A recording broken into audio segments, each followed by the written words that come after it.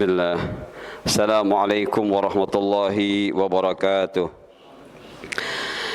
Innal hamdalillah nahmaduhu wa nasta'inuhu wa nastaghfiruh wa na'udzu billahi min shururi anfusina wa min sayyiati a'malina. May yahdihillahu fala mudilla lahu wa may yudlil fala hadiya lahu. Ashhadu an la ilaha illallah wahdahu la syarika lahu wa ashhadu anna Muhammadan abduhu wa rasuluh. Ya ayyuhalladzina amanu taqullaha haqqa tuqatih wa la tamutunna illa wa antum muslimun.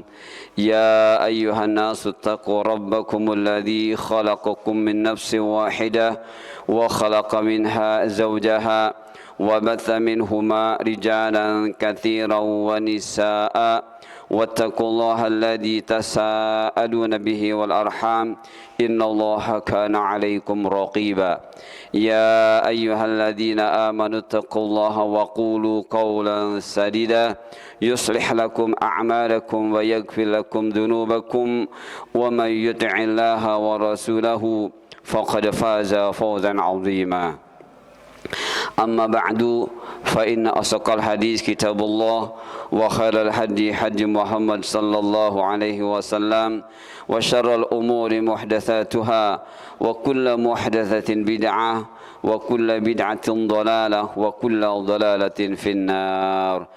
Ikhwah fillah rahimakumullah, saudaraku yang senantiasa dalam curahan rahmat dari Allah. Alhamdulillah, pada hari ini, hari Sabtu, Allah hadirkan kembali kita di majlis ilmu ini. Mudah-mudahan ilmu yang kita peroleh, ilmu yang bermanfaat, yang membuat kita kenal Allah, kenal siapa diri kita, dan kenal tujuan di hidup ini. Dan Allah pun akan gembirakan kita, baik sekarang di dunia, terlebih nanti di akhirat. Saudaraku yang dimuliakan Allah, jadi kita sedang berbicara tentang ciri-ciri berfungsinya hati atau akal yang ke-10, yaitu mengharap rahmat Allah, ya.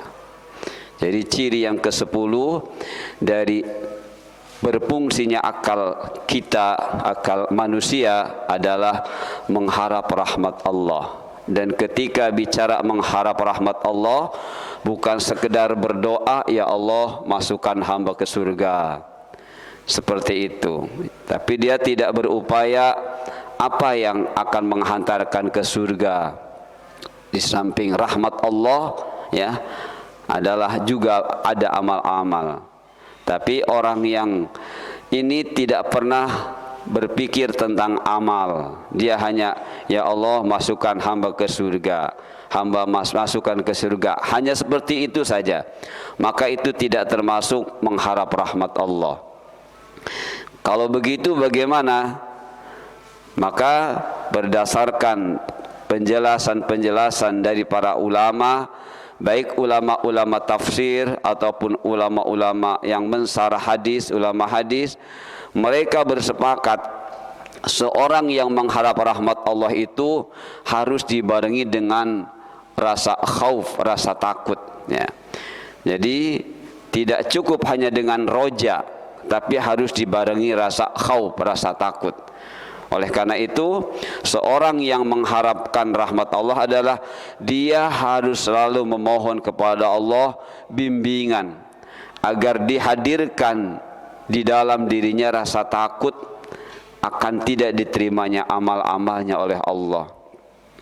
Nah, ketika dia memohon kepada Allah agar dihadirkan rasa takut karena takut tidak diterima amal-amalnya, dia pun mohon kepada Allah bimbingan agar ditunjukkan kepada dirinya amal yang bagus, amal yang benar, sekaligus tata cara pengamalannya.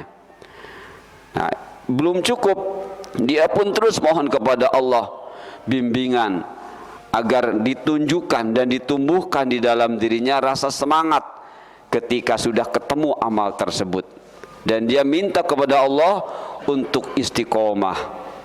Seperti itulah gambaran secara umum, ya, seseorang yang mengharapkan rahmat Allah. yang merupakan ciri dari berfungsinya hati, berfungsinya akal. Nah, kalau sudah harapan itu ada actionnya, ya, dibuktikan, direalisir, direalkan. Seperti apa? Nah, seperti yang sudah kita bahas, bukti secara konkret seseorang itu mengharap rahmat Allah adalah banyak bertaubat dan banyak bermuhasabah. Ya, jadi bukti konkretnya, ya, dalam perbuatannya, bentuk ikhtiarnya dari harapan tadi, ya, adalah banyak bertaubat dan banyak bermuhasabah, banyak berintrospeksi. Dan ketika bicara taubat, bicara dosa, bicara kesalahan, bicara kekurangan dirinya terkait dengan amal-amal yang Allah perintahkan kepada dirinya. Mungkin banyak kurang, mungkin banyak salah, mungkin begini. Tapi kemungkinan itu ditindaklanjuti dengan apa? Dengan belajar, ya, dengan memperbaiki amal-amal tersebut, dengan introspeksi, dengan bermuhasabah. Bahwa ketika kita berada di dunia, tidak lepas dari dua nikmat besar dari Allah. Nikmat berupa duniawiyah dan nikmat berupa ilmiah, agama. Dan dua nikmat ini Allah sudah dengan jelas memberitahu kepada kita tujuan dari nikmat tersebut. Apa? Yuqsadu bihi al-ihsan. Dua nikmat ini Allah berikan kepada kita tujuannya jelas, agar kita menjadi orang yang berbuat baik dan perbuatan baiknya berkonsekuensi pahala. Dan tidak ada pahala itu bisa diperoleh kecuali dengan amal-amal yang soleh. Dan ketika bicara amal soleh, bicara amal yang jelas ada bimbingannya, ada tuntunannya dari Allah dalam Al-Quran dan Al-Hadis. Itulah tanda seorang berikhtiar dari harapannya dengan taubat dan introspeksi atau muhasabah. Nah, tanda yang kedua teman-teman adalah berhijrah dan berjihad. Nah, jadi tanda seseorang ini mengharap rahmat Allah, dia harus membuktikan dalam kenyataan kehidupan beragamanya berhijrah dan berjihad. Nah, berarti hijrah dan berjihad jadi amal agama. Bahkan pahalanya besar sekali. Ya, dari mana kita tahu kalau berhijrah dan berjihad ini merupakan amal agama yang pahalanya besar, sekaligus tanda seorang itu mengharapkan rahmat Allah? Ini lihat teman-teman, di dalam surah Al-Baqarah ayat 218 Allah berfirman, innalladzina amanu walladzina hajaru wajahadu fi sabilillah ulaika yarjuna rahmatullah wallahu ghafurur rahim. Sesungguhnya orang-orang yang beriman, orang-orang yang berhijrah dan berjihad di jalan Allah, mereka itu adalah orang-orang yang mengharap rahmat Allah, dan Allah Maha Pengampun lagi Maha Penyayang. Itu teman-teman.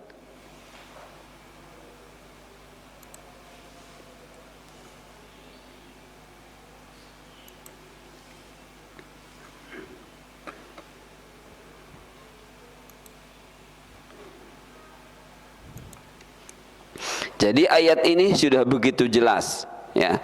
Allah memulai ayat ini dengan inna, ya, dengan kata yang berfungsi untuk menegaskan, untuk meyakinkan.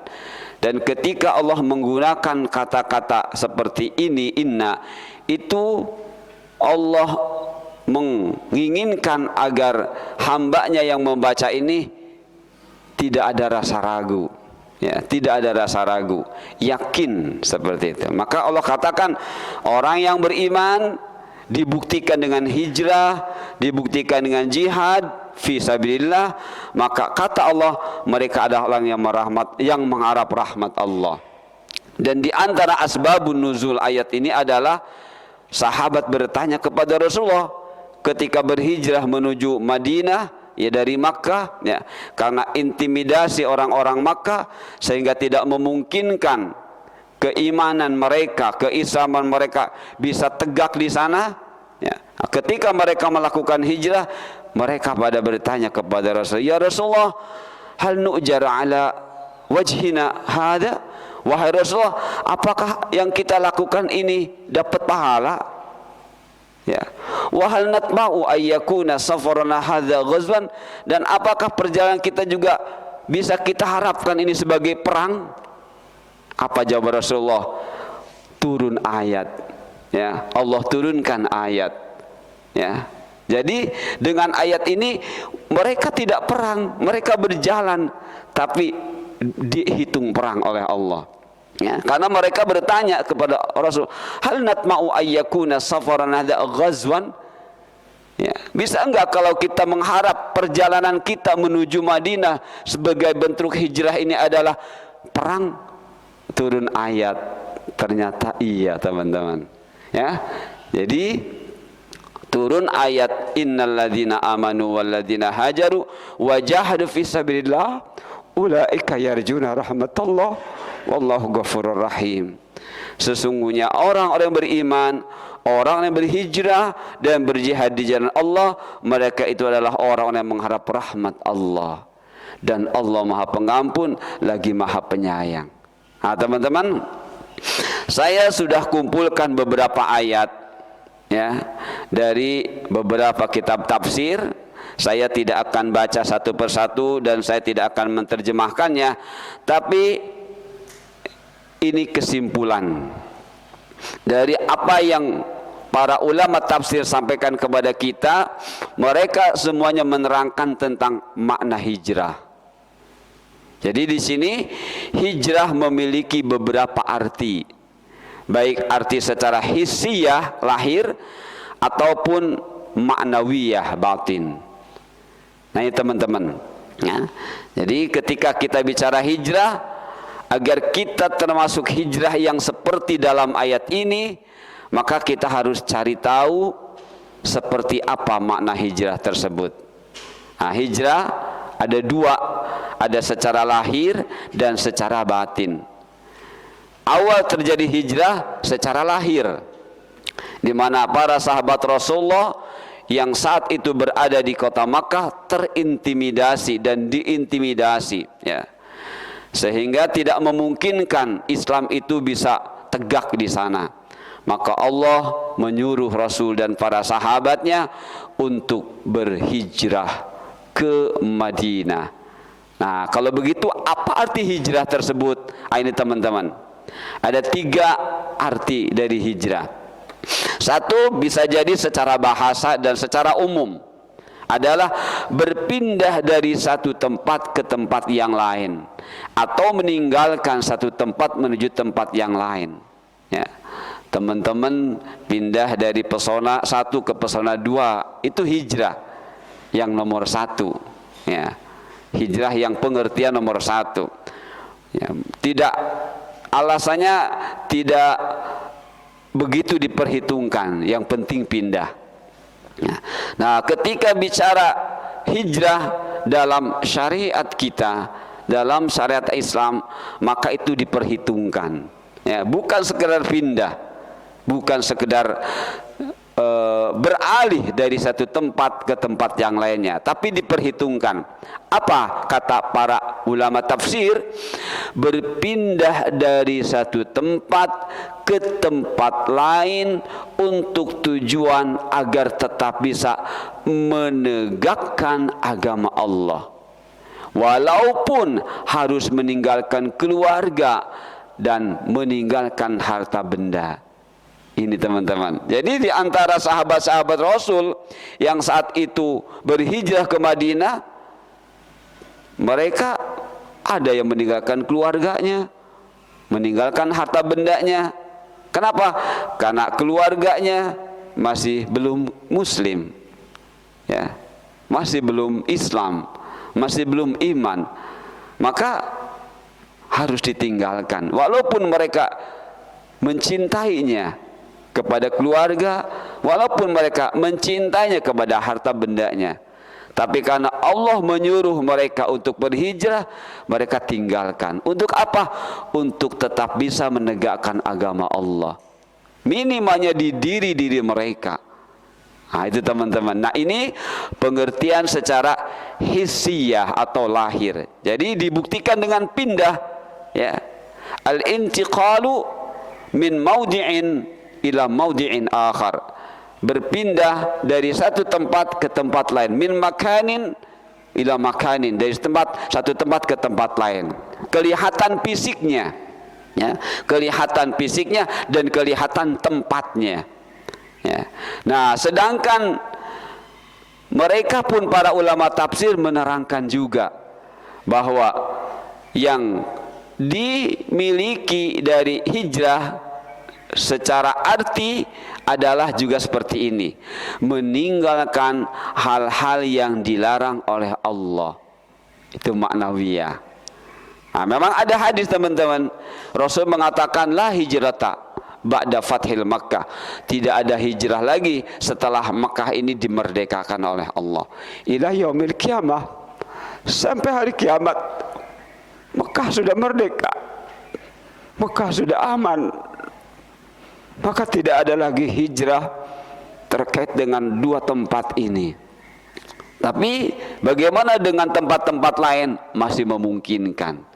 Kalau memang terjadi terhadap umat Islam intimidasi dan menyebabkan keislaman mereka, keimanan mereka akan rusak, ya, maka masih berlaku. Tapi ketika bicara Makkah dan Madinah sudah tidak ada lagi. Sudah tidak ada lagi hijrah yang pernah dipraktekkan Rasulullah SAW dengan pada yang hukumnya waktu adalah wajib. Hukumnya wajib. Seperti itu teman-teman. Nah maka yang sekarang tertinggal adalah makna yang maknawiyah atau batin. Apa itu? Meninggalkan hal-hal yang dilarang oleh Allah. Sekarang umat Islam sudah ada di mana-mana, ya. Di Indonesia sudah umat Islam semuanya.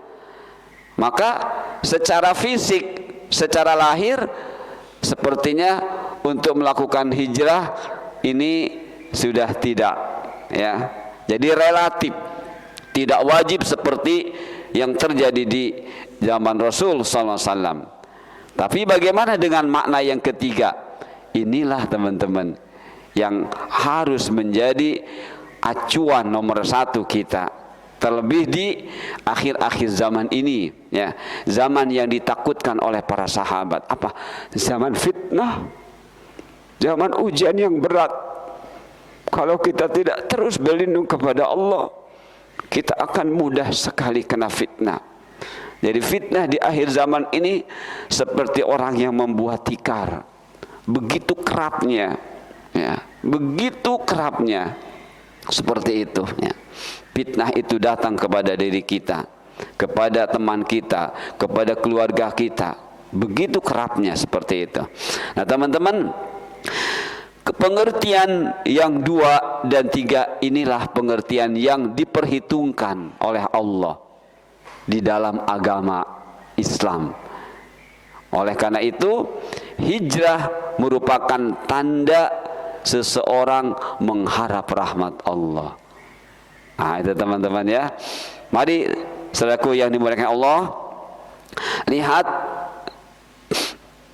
penjelasan dari sebuah kitab Fathul Bari, ya, syarah hadis. Beliau mengatakan, memperjelas yang tadi. Ini bahasa Arabnya, ini terjemahannya. Kata beliau, hijrah ada dua macam. Hijrah lahir, zahir, batin dan batin. Kata beliau, apa itu hijrah batin? Adalah meninggalkan segala hal yang berkaitan dengan yang diinginkan oleh nafsu ammarah bisu. Nafsu seperti apa ammarah bisu itu? Nafsu yang mengajak kita kepada keburukan, ya, kepada keburukan, kepada yang dilarang oleh Allah. Dan juga meninggalkan segala hal yang berkaitan dengan setan, godaan setan. Apa itu? Yang menjauhkan diri kita dari yang hak. Jadi kalau sudah bicara setan, itu bicara sifat dari siapapun yang kerjaannya mempengaruhi agar dirinya jauh dari yang hak. Itulah setan. Ya.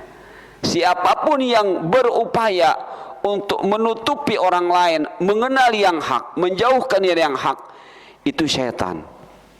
Jadi setan itu lebih ke sifat, ya, sifat. Jadi siapapun yang kerjaannya, yang keinginannya menutupi yang hak dan menjauhkan siapapun dari yang hak, itulah setan. Nah, maka kata beliau, ya, kata pensarah kitab Sahih Bukhari, yakni kitabnya Fathul Bari, beliau mengatakan hijrah batin adalah meninggalkan segala hal yang berkaitan dengan yang diinginkan oleh nafsu ammarah bisu dan syaitan. Ya. Jadi tinggalkan segala hal yang diinginkan oleh amarah bisu. Jadi kalau sudah nafsu ammarah bisu, nafsu yang cenderung mengajak kita kepada keburukan, baik keburukan berupa fahsya ataupun keburukan berupa mungkar. Nah, begitu teman-teman. Sedangkan setan adalah menjauhkan kita dari yang hak. Apa saja, ya, ketika membuat kita jauh dari yang hak, dari kitab Allah, dari hadis, dari kebenaran, ya, yang jelas-jelas kebenarannya, itulah syaitan. Nah, itu namanya hijrah batin. Sedangkan hijrah lahir adalah meninggalkan tempat yang satu menuju tempat yang lain dalam rangka menjaga agama dari segala fitnah atau segala hal yang merusak ajaran agama. Nah, itu teman ya. Nah, dari dua hijrah batin dan lahir ini ada tujuan utama, ya. Baik hijrah batin ataupun hijrah lahir, semuanya punya tujuan utama atau hakikat hijrah. Apa itu? Tujuan utama atau hakikat hijrah, baik hijrah lahir maupun hijrah batin, adalah agar tetap bisa menegakkan syariat Islam. Apa itu? Yaitu melaksanakan perintah dan meninggalkan larangan. Inilah tujuan utama atau hakikat dari hijrah, teman-teman. Maka ketika Rasul mengatakan la hijrata ba'da fathil Makkah, sudah tidak ada hijrah lagi setelah Makkah dimerdekakan oleh Allah, ya.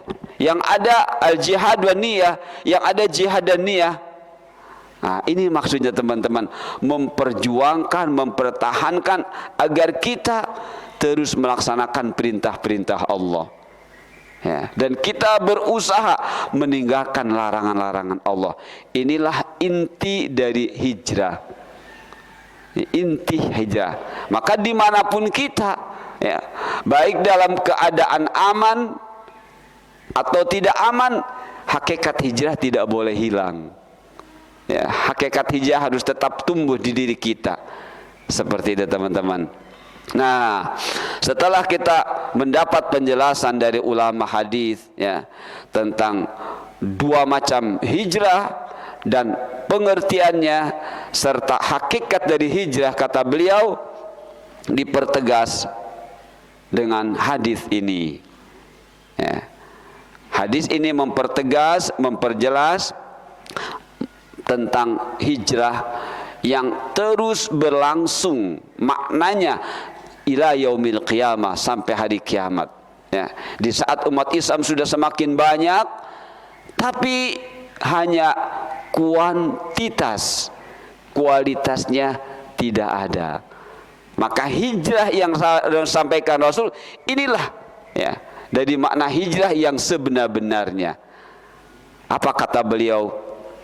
An Abdullah bin Amr qala sami'tu Rasulullah sallallahu alaihi wasallam yaqul al-muslimu man salimal muslimuna min lisanihi wa yadihi wal muhajiru man hajara ma nahallahu anhu. Ya teman-teman, ya. Jadi bisa hajaro, bisa hajaro. Dari Abdullah bin Amr berkata, saya telah mendengar Rasulullah sallallahu alaihi wasallam bersabda, Muslim, yaitu orang Islam, adalah orang yang menjadikan orang-orang Islam yang lainnya khususnya dan manusia pada umumnya merasa selamat, merasa aman, merasa nyaman, merasa sentosa, ya, dari perbuatannya yang buruk dan ucapannya yang buruk. Sedangkan muhajir, yakni orang yang berhijrah, adalah orang yang meninggalkan apa-apa yang dilarang oleh Allah. Nah, itu teman-teman. Jadi Rasulullah merangkaikan kata muslim dengan muhajir, bahwa seorang muslim harus muhajir. Seorang muhajir yang benar harus muslim. Ya, tidak bisa orang kafir muhajir, tetap saja dalam kekafirannya. Ya, tidak bisa. Tetap dia harus muslim. Nah, ketika muslim ingin benar muslimnya, kata Rasulullah harus menjadi muslim yang muhajir. Bukan hanya muslim saja, harus muhajir. Seperti itu teman-teman. Jadi Muslim di sini dikatakan sekali lagi, atau orang adalah orang yang menjadikan orang lain, orang-orang Islam khususnya dan selain Islam, merasa selamat dari perbuatannya yang buruk, ya, dan dari ucapannya yang buruk. Itulah Muslim. Jadi orang Muslim selalu menjaga lisannya, seperti dalam surah Al-Ghasiyah, la yasma'u fiha lag, ya, lagwan.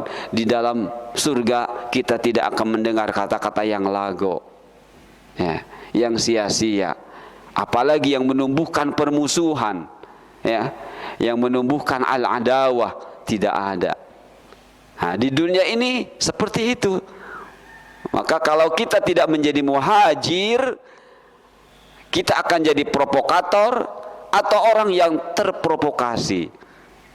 Maka mari teman-teman, jadilah kita al-muslim al-muhajir, muslim yang terus berhijrah, ya, yang terus minta kepada Allah agar dijaga lisan kita, tidak berkata-kata kecuali yang Allah ridhai, tidak mendengarkan suara-suara kecuali yang Allah ridhai, tidak memandang mata ini kecuali kepada yang Allah ridhai, tidak melangkahkan kaki ini kecuali kepada tempat yang Allah ridhoi, dan tidak melakukan perbuatan dengan kedua tangan ini kecuali yang Allah ridhoi.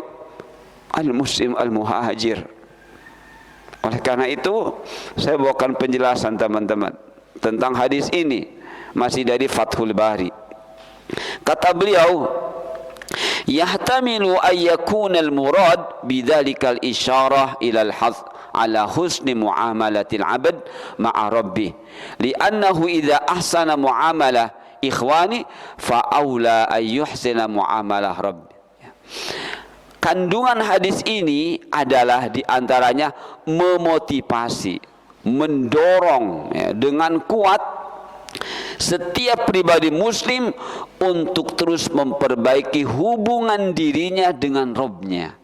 Jadi muamalah kita kepada Allah adalah ibadah, ya. Berarti hadis ini menyuruh kita untuk memperbaiki ibadah kita, ya. Itu hubungan kita dengan Allah adalah ibadah, ya. Sama sebenarnya hubungan kita dengan manusia pun ibadah, tapi harus bersumber dari muamalah kepada Allah. Jadi kata beliau, kandungan hadis ini adalah diantaranya memotivasi setiap pribadi muslim untuk terus memperbaiki hubungan dirinya dengan Rabb-nya, dengan Allah yang menciptakan dirinya, yang mengatur dirinya, yang memberi kebutuhan hidup dirinya. Karena apa? Karena seseorang yang mengaku muslim tidak akan bisa bermuamalah yang baik dengan sesama jika ia tidak memperbaiki muamalah dengan Rabb-nya. Jadi kalau mengaku muslim tapi dia tidak bagus muamalahnya dengan Allah, yakinlah dia tidak akan bisa menebar kebaikan kepada sesama. Yang ada kebalikannya, al-adawa, al-baghdha, kebencian, permusuhan. Yang ada seperti itu. Ya.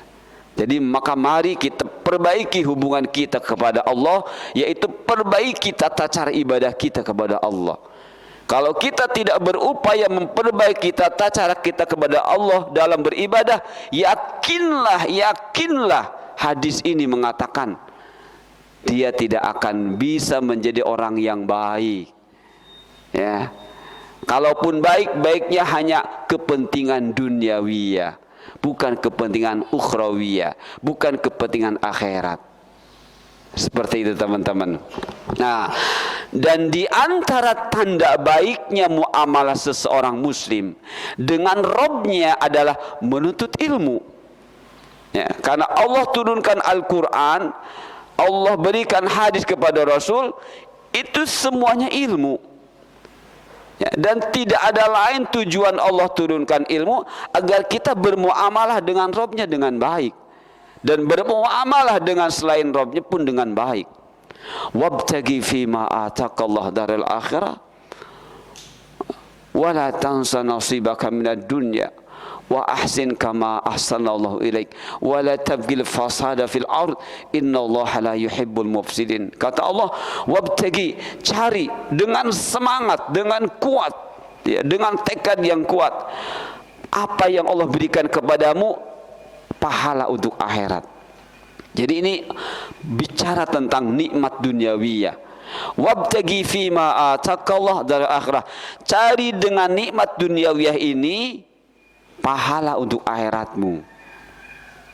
Wala tansa nasibaka minad dunya, jangan lupakan, alias jangan tinggalkan tugas pokokmu di dunia adalah beribadah.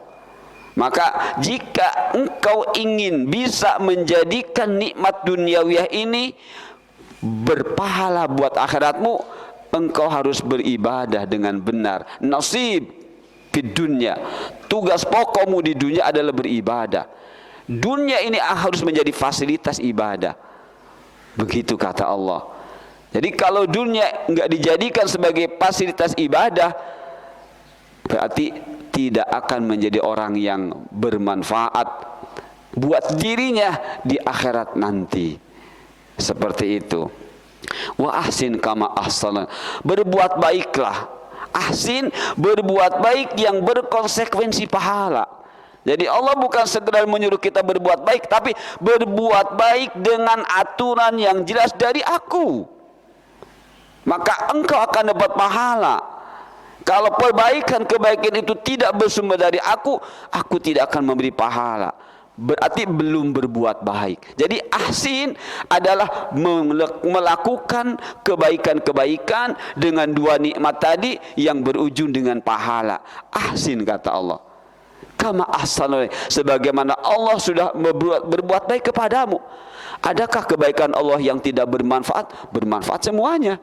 Bahkan orang kafir pun merasakan kemanfaatannya, tapi orang kafir tidak tahu, ya, bagaimana manfaat yang hakiki dari kebaikan Allah tersebut. Makanya mereka tetap dengan kekafiran. Wala tabghil fasad fil ard, kalau jangan membuat kerusakan di muka bumi ini, ya, yaitu kerusakan fisik, kerusakan batin. Dan Allah, kata Allah, tidak menyukai kerusakan. Nah teman-teman, jadi sekali lagi, di antara tanda baiknya muamal seorang muslim dengan Rabbnya adalah menuntut ilmu. Mengapa?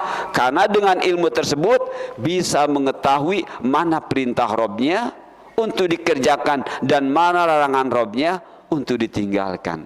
Jadi dengan ilmu inilah kita tahu mana perintah Allah, mana larangan Allah. Karena hampir setiap ayat Al-Quran itu tidak lepas dari isi perintah dan larangan Allah. Silahkan teman-teman pelajari ayat itu satu demi satu. Tidak lepas dari perintah dan larangan Allah. Jadi betapa banyaknya perintah Allah dan betapa banyaknya larangan Allah di dunia ini, ya. Tapi orang-orang yang tidak baik muamalahnya dengan Allah, dia mengisi setiap menitnya hanya dengan penentangan kepada Allah. Wal'iyadzubillah. Kita mohon berlindung, kita mohon perlindungan dari Allah dari karakter yang seperti ini. Nah teman-teman, Rasulullah SAW mengingatkan tentang buruk atau sifat buruk bagi mereka yang muamalahnya dengan Allah tidak bagus. Ya. Apa kata Rasulullah SAW? Khoslatani la tajtami'ani fi munafiqin husnus samtin wala fiqh fid din. Rasulullah menyampaikan sesuatu yang harus kita waspadai, ya, agar kita terus bisa menjaga muamalah yang baik kepada Rabb kita.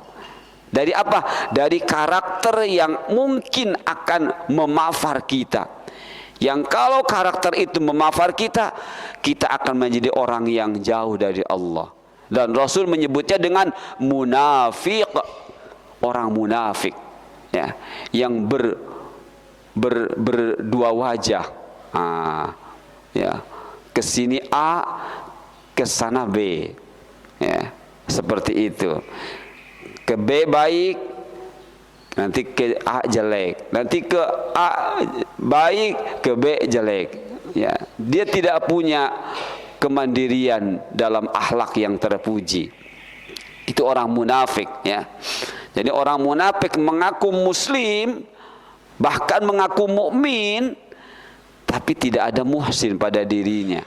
Ya, cuma muslim, mukmin pengakuan, dan tidak bisa dibuktikan kemusliman dan kemukminannya karena ketidakada muhsinan pada dirinya.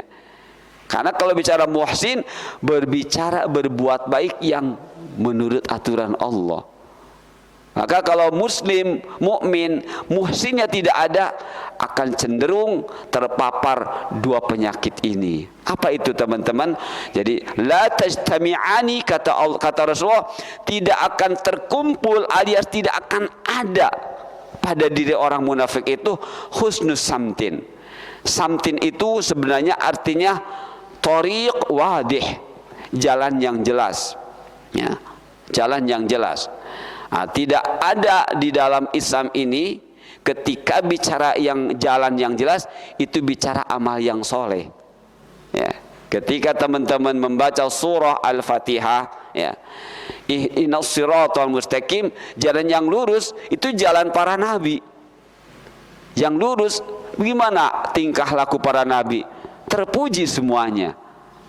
Ya, semuanya baik-baik. Seperti itu. Maka ketika di sini dikatakan husnus samtin, dimaksudkan adalah akhlak yang baik alias amal agama yang benar. Jadi kata Rasulullah, dua sifat yang tidak akan berkumpul pada diri orang munafik, yaitu satu, akhlak yang baik. Apa maksudnya? Amal agama yang benar. Teman-teman, jadi bagaimana bisa beramal agama yang benar? Nggak pernah nuntut ilmu, tidak cinta ilmu, malas malah cari ilmu, malah yang ironis takut dengan ilmu itu, ya, alias ru'bu.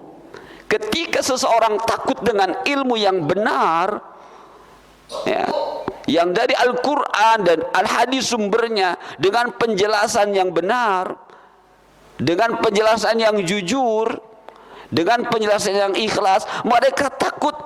Itulah sifat munafik. Itulah namanya ru'bu. Ya, jadi orang-orang yang terkena ru'bu itu berarti orang-orang yang terkena penyakit munafik. Takut kebenaran. Ya, takut pada kebenaran. Dijelaskan ini yang benar. Ya, ini yang dari Rasulullah SAW. Mereka nggak mau dengar, seakan-akan merubah kebiasaan ibadahnya yang sudah terpatri di dalam dirinya. Wal'iyadzubillah. Padahal kesalahan yang besar yang menjadikan dia distempel oleh Allah munafik. Nah teman-teman, jadi Dua sifat yang tidak akan tumbuh, tidak akan terkumpul pada orang munafik: akhlak yang baik alias amal agama yang benar, wafiq fiddin, dan pemahaman agama yang benar. Bagaimana bisa paham agama yang benar? Ilmu tidak ada, hadir di majelis ilmu tidak mau, yang ada malas dan malas dan malas. Bagaimana akan paham? Bagaimana akan mengerti tentang amal-amal agama yang benar? Nah, maka mari teman-teman kita terus bermohon kepada Allah agar kita dibersihkan, hati kita dibersihkan. Seorang ulama mengajari kita berdoa, Allahumma akhrid min qalbi ma la tuhib. Ya Allah, keluarkan dari hati hamba segala hal yang engkau tidak suka. Akhrid min qalbi ma la tuhib. Keluarkan ya Allah dari hati hambamu ini segala hal yang engkau tidak suka. Allah tidak suka kita menjadi orang munafik. Allah tidak suka dalam hati kita ada riya. Allah tidak suka dalam hati kita ada kebencian. Allah tidak suka dalam hati kita ada bagdo, ada adawah, enggak suka. Maka kita mohon terus kepada Allah, akhrid ma la tuhib min qalbi. Keluarkan ya Allah dari hati hambamu ini segala sifat yang engkau memang tidak menyukainya, dan ganti dengan sifat yang mulia yang engkau hiaskan kepada para nabi-nabi engkau. Ini teman-teman, jadi kita harus terus minta kepada Allah agar kita diselamatkan dari sifat-sifat orang munafik, yaitu tidak paham agama dan tidak paham amal agama yang benar. Wal'iyadzubillah. Nah, saudaraku yang dimuliakan Allah, masih ingat kata Abu Hurairah? Beliau pernah menyampaikan, man lam yara anna kalamahu min amali wa anna khuluqahu min dini halaka wa huwa la yas'ur. Kata Abu Hurairah, barang siapa yang tidak menyadari bahwa perkataan itu ada amalnya, alias amal agama, wa anna khuluqahu min dini, dan akhlak itu adalah agamanya, halaka, maka dia hancur. Wa huwa la yas'ur, tapi dia enggak menyadarinya. Jadi setiap apa yang terekspresi dari lisan kita itu amal agama kita, dan itu akhlak kita. Maka ketika kata-kata kita jelek, kata-kata provokatif, itu menunjukkan agamanya buruk. Berarti menunjukkan hatinya kosong dari ilmu. Wal'iyadzubillah. Ya, kita berlindung kepada Allah dari sifat-sifat seperti ini, teman-teman. Ya. Dan Abu Darda mengatakan, min fiqhi rajuli, di antara tanda seseorang itu fakih dalam agama, paham dalam agama, mamsahu, dia tahu kemana dia harus berjalan. Dia perhitungkan, saya mau jalan kemana, ya. Wa majlisuhu, majlisnya, dia duduk di mana, dengan siapa, dia harus berpikir seperti itu. Wa madkhal wa makhraj, kemana saya harus masuk, dari mana keluar, harus kemana keluar. Itu min fiqhiddin. Jadi dia perhitungkan waktunya agar semuanya bermanfaat buat dunia terlebih akhiratnya. Itu teman-teman ya. Jadi min fiqhi rajul majlisuhu wa mamsahu wa makhrajuhu wa madkhaluhu. Dipikirkan kemana saya akan berjalan, dengan siapa berjalan, di mana saya harus duduk, bersama siapa duduk, dan apa yang akan dibicarakan di tempat duduk tersebut. Itu tanda fakih, tanda beragamanya benar, enggak asal-asalan. Nah, baik teman-teman yang dimuliakan Allah, jadi sekali lagi, husnul samtin adalah akhlak yang baik, dan itu tidak akan ada di dalam orang munafik. Mengapa? Karena dia tidak paham agama dengan benar. Lihat Rasulullah SAW bersabda, Anil Haris al-Ash'ari anna Nabiya sallallahu alaihi wasallam qala ana amurukum bi khamsin Allahu amarani bihinna as-sam'u wat ta'atu wal jihadu wal hijratu wal jama'atu. Hadis ini sebenarnya panjang ya. Hadisnya panjang sekali. Namun di antara hadis-hadis tersebut ada potongan-potongan. Jadi sepertinya hadis gabungan. Nah, kata Rasulullah SAW, beliau mengatakan, saya memerintahkan kepada kamu sekalian, kepada para sahabat saat itu dan kepada kita yang belakangan, saya memerintahkan kepada kamu sekalian untuk mengerjakan 5 hal. Allah memerintahkan kepadaku 5 hal tersebut, yaitu mendengar, taat, berjihad, berhijrah, dan berjamaah. Itu teman-teman ya. Berarti mendengar ini bukan sekedar mendengar. Dan mendengar bukan berarti tidak ada nilai. Dan mendengar bukan hal yang sepele. Ternyata mendengar, kalau teman-teman ingat sebuah ayat, ada yang mengatakan walladzina yastami'una al-qawla fayattabi'una ahsanahu ulaika alladzina hadahumullah wa ulaika hum ulul albab. Jadi mendengar ini perkara yang besar ya. Konsekuensinya baik akan berdosa atau berpahala. Kata Allah, dan orang-orang yang yastami'un itu mendengarnya serius. Kalau yasma mungkin mendengarnya mungkin 50%. Tapi ketika yastami'un lebih dari 50%. Fokus. Nah, ketika yastami'un maka yang lain pun akan bekerja. Karena Allah menjadikan di dalam diri kita ini sebagai pintu masuknya ilmu 3. As-sama' wal basar wal fuad. Kalau lahiriahnya al-udhun telinga, wal ain wal qalb. Tapi Allah sampaikan faidahnya dari 3 unsur penting ini.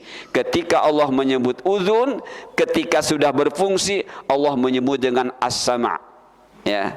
Al-isgha ilal khair, memusatkan kepada suara-suara yang khair, yang akan mengantarkan kepada dia kepada pahala.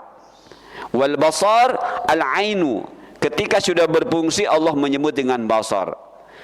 Sama al-isgha ilal khair, memusatkan kepada yang baik, yang dari dia itu dia bisa menjadi orang-orang yang rindu pahala. Afidah atau fuad itu ketika hati sudah berfungsi. Nah itu teman-teman. Jadi as-sama' ternyata menjadi apa namanya? Menjadi objek di dalam kita beragama. Ya.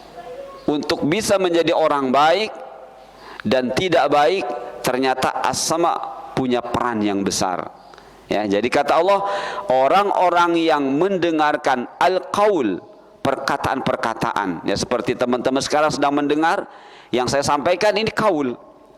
Tapi ketika Allah menyebut as-sama', itu Allah ingin dari yang mendengar, menerima yang didengar itu harus bermanfaat. Harus bermanfaat. Yastami'una al-qawla fayattabi'una ahsana. Nah, Allah menyuruh kita menyaring. Nah, yang saya sampaikan ini teman-teman harus menyaringnya. Mana yang salah, mana yang benar, disaring. Yastami'una al-qawl fayattabi'una, ikuti yang terbaiknya. Maksudnya apa? Yang benarnya. Yang benarnya. Nah, kalau kita bisa menyaring, bisa mendapatkan yang ahsan, yang benar maksudnya, maka kata Allah, mereka adalah orang-orang yang dapat hidayah dari Allah. Dapat ilmu, hidayah dimaksudkan di sini ilmu dan taufik. Taufik adalah prakteknya dari ilmu.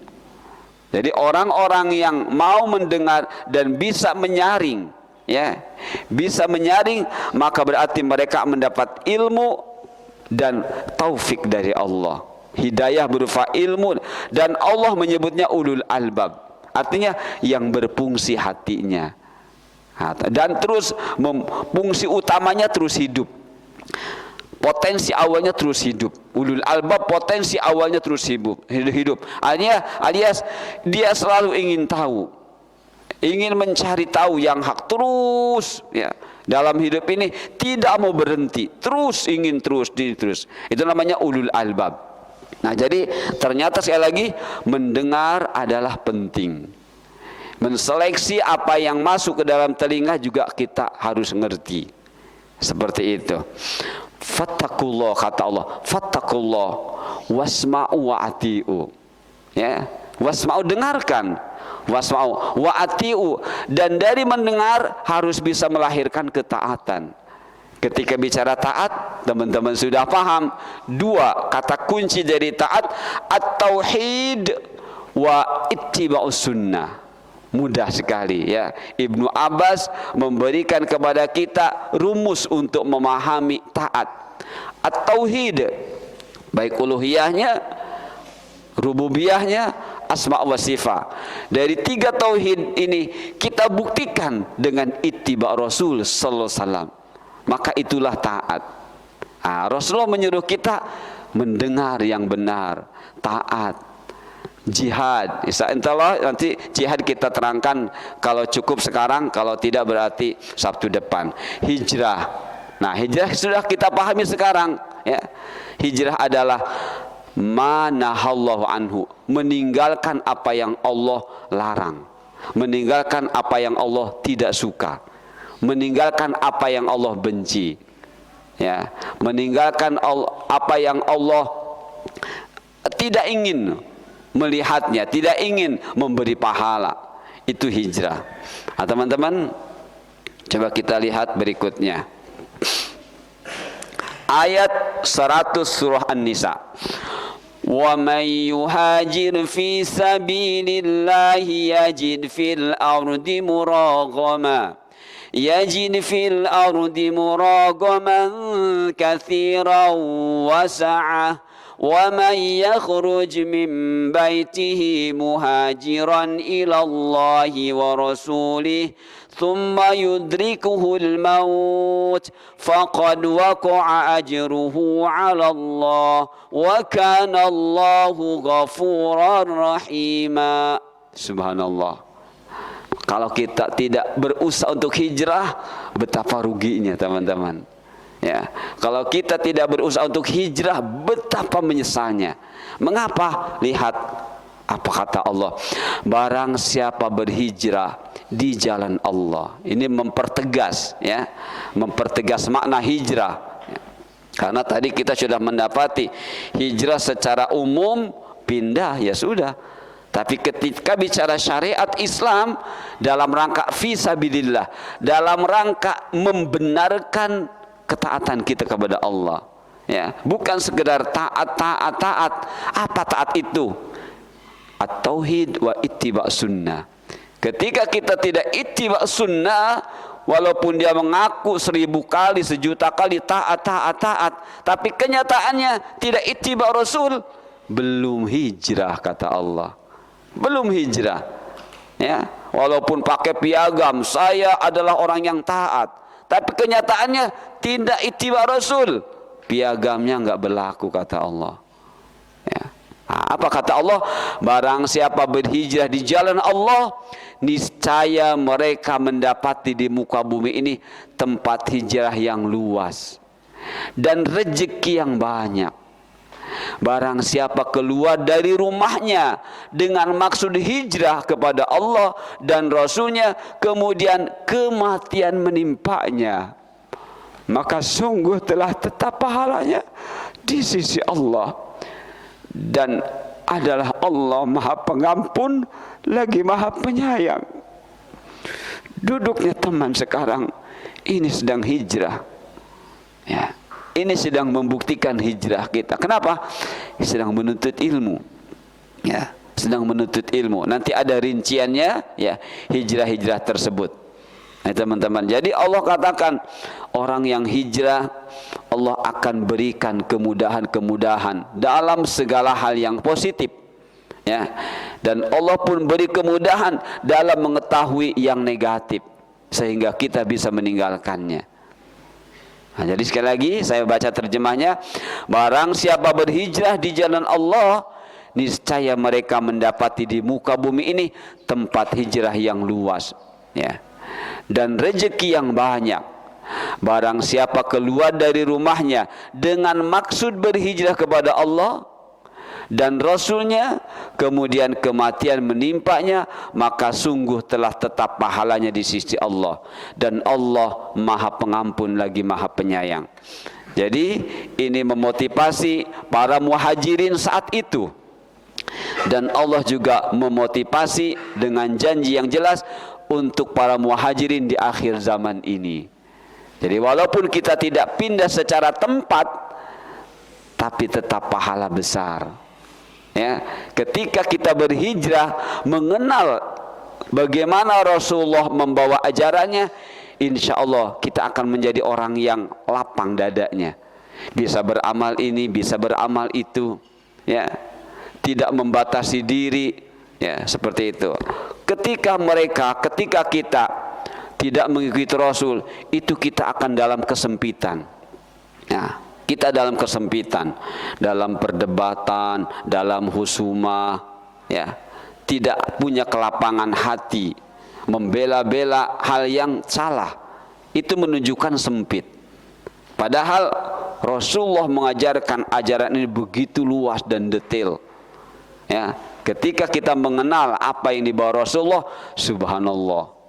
Tapi ketika kita tidak mengenal apa yang dibawa Rasulullah, itu sempit. Nah, baik, karena waktu tidak banyak teman-teman, sebagai penutup sementara disampaikan oleh seorang ulama teman-teman, at-turuku kulluha masdudah alal khalqi illa ala man iqtafa athar Rasul sallallahu alaihi wasallam. Kata beliau, seorang ulama, ya, Junaid bin Muhammad berkata, jalan-jalan semuanya tertutup, alias dalam beramal agama, ya. Jadi orang yang tidak kenal sunnah Rasul itu sempit, ya, melakukan kebid'ahan, melakukan amal-amal yang tidak ada contohnya dari Rasulullah, itu sempit, dalam kesempitan, ya. Apa kata beliau? Jalan-jalan semuanya tertutup kecuali bagi orang yang mengikuti jejak Rasulullah sallallahu alaihi wasallam. Ya. Jadi kalau sudah mengikuti Rasulullah, amal itu luas. Ya. Jalan itu luas, tempat itu luas. Seperti itu. Walaupun menurut mereka terkesan sempit, tapi justru kebalikannya. Baik teman-teman yang dimuliakan Allah, sampai sini dulu kita masih di hijrah, ya. Di hijrah masih ada beberapa mungkin slide lagi tentang hijrah, dan nanti setelah itu kita lanjutkan dengan jihad, ya. Dan apa hubungannya hijrah dengan jihad? Baik teman-teman, mudah-mudahan kita termasuk di antara hamba-hamba Allah yang muhajir, yang berhijrah dan dimudahkan oleh Allah berhijrah dan dijaga kita dalam berhijrah, dan kita dikelompokkan ke dalam hamba-hamba Allah yang mendapat janji-janji Allah, yaitu diberi kemudahan dalam segala aspek kehidupan, dalam hal yang positifnya. Itu saja dulu. Mudah-mudahan Allah terus ringankan kaki kita untuk hadir ke majlis ilmu. Subhanakallahumma bihamdika asyhadu an la ilaha illa anta astaghfiruka wa atubu ilaik. Wassalamualaikum warahmatullahi wabarakatuh.